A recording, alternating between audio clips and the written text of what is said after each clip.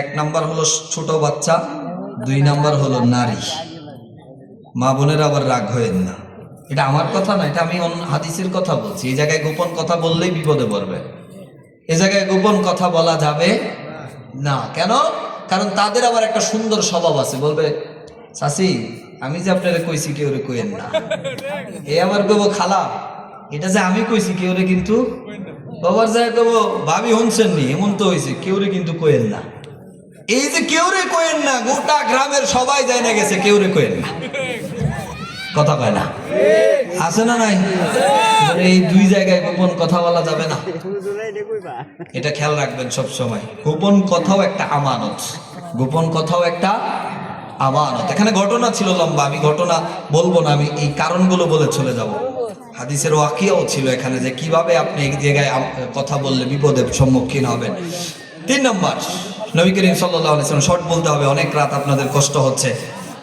নবী করিম সাল্লাল্লাহু আলাইহি সাল্লাম বলেন ওয়া যাকাতু মুগরামান, যখন যাকাতকে মানুষ জরিমানা মনে করবে, যাকাতকে কি মনে করবে? জরিমানা। আরে বাপরে, আমার টাকা দিয়ে দিব মানছে রে, হ্যাঁ আমার টাকা। সম্পদের মালিককে মনে হয় না, আপনাকে কথায় মনে হচ্ছে ধরে আমি কামাইছি। সম্পদের মালিককে ধরে বলেন। কারুনের সম্পদের মতো সম্পদ পৃথিবীর কারো ছিল?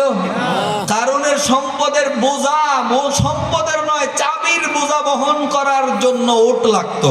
সে কারুন বলেছিল সম্পদ তো আমি কষ্ট করে কামাইছি, আল্লাহ একটা বাতাস দিছে, সব সম্পদ বালুর সাথে মিশে গেছে, এখনো মরুভূমিতে কিছু পাওয়া গেলে বলে এটা কারুনের সম্পদ।